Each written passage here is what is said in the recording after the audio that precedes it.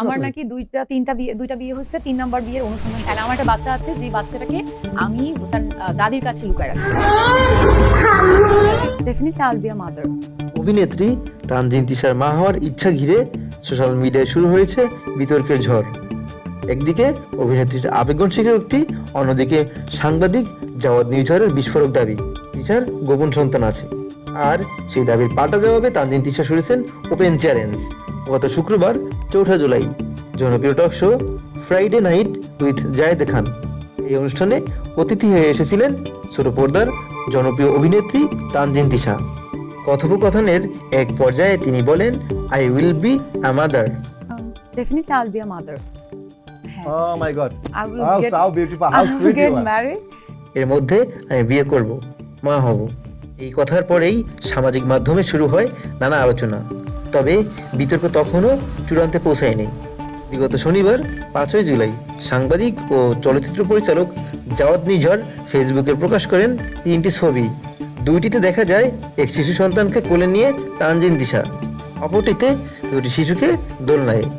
ছবির ক্যাপশনে নির্ঝর লেখেন, সেলিব্রিটি হওয়ার পর মানুষ কি তার গর্বের সন্তানকেও অস্বীকার করতে পারে? এই ছবি তিশার মিডিয়ায় আসার আগের।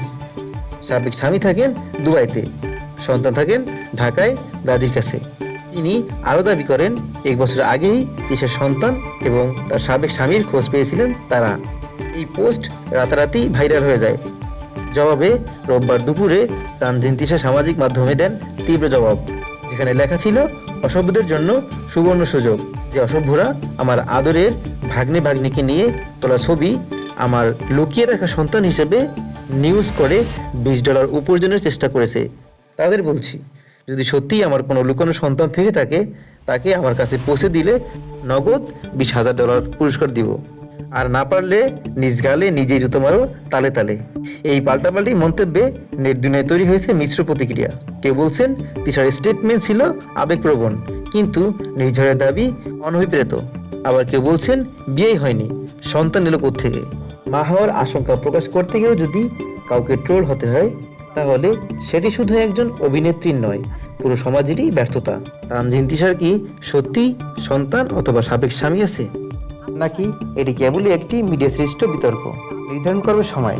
তবে একটা কথা স্পষ্ট, অভিনেত্রী হন আর সাধারণ মানুষ, মিথ্যার প্রতিবাদে সোচ্চার হওয়াটা সবার অধিকার। আবার সত্য উদ্ঘাটন করাও সাংবাদিকতার দায়িত্ব। আপনার মতামত কি? তিশার পোস্ট কি সঠিক সাহসিকতা নাকি স্রেফ নাটক? জানাতে পারেন আমাদের কমেন্টে। এমন আরও আপডেট পেতে আমাদেরকে সাবস্ক্রাইব করে রাখুন।